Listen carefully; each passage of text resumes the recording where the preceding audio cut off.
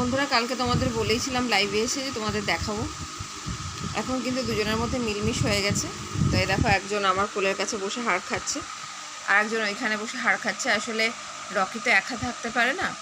অন্যদিন কি হয়, নীল তিতলি ঘরে থাকে, ওদের কাছেই দুপুরবেলাটা শুয়ে ঘুমায়। তা আজকে নীলও নেই, তিতলিও নেই, দুজনেই একজন পড়তে গেছে আর একজন পড়াতে বেরিয়ে গেছে। তো ফাঁকা ঘরটায় ও একা একা কেন বসে থাকে, তাই আমার কাছে এই ঘরে নিয়ে চলে এসেছি।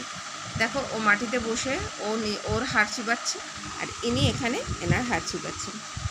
তো যাই হোক, আমার খুবই নিশ্চিন্ত হয়েছি। খুব তাড়াতাড়ি ওদের মধ্যে বন্ধুত্ব হয়ে গেছে, মিলমিশ হয়ে গেছে, সেটাই তোমাদের সাথে দেখালাম। তো অ্যাকচুয়ালি প্রথমটা একটু ইনসিকিউর ফিল করেছিল রকি, ভেবেছিল বোধহয় আমার আদরটা কমে গেল মা বাবার কাছ থেকে।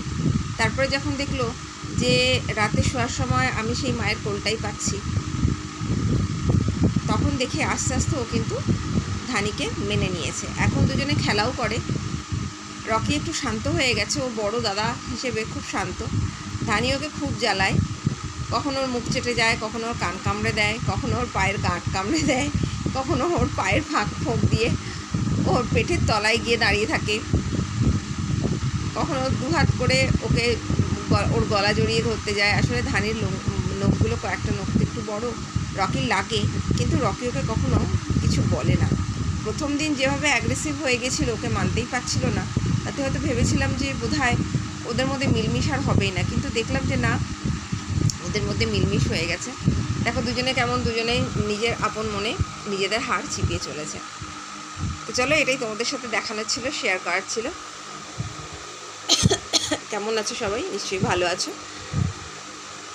আর যথারীতি ভগবানের কাছে প্রার্থনা করতে, তাড়াতাড়ি যেন যুদ্ধটা শেষ হয়, তাড়াতাড়ি যেন গ্যাসের ক্রাইসিসটা দূর হয়।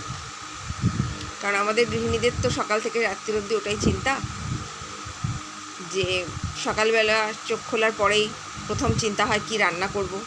তারপরে যখন ছেলেমেয়েরা বলে মা খিদে পেয়েছে, কি খাবো, আমাদের বেশিরভাগ সময়টাই রান্নাঘরেই কেটে যায়। তাই আমাদের প্রাইম চিন্তা ওটাই। সেই অনুযায়ী আমারও তাই। তাই ভগবানের কাছে প্রার্থনা করতে যুদ্ধটা তাড়াতাড়ি শেষ হয়ে যাক, তাহলে কমসে কম এই ক্রাইসিসগুলো মেটে। আর কি, আমি একটু নিশ্চিন্ত,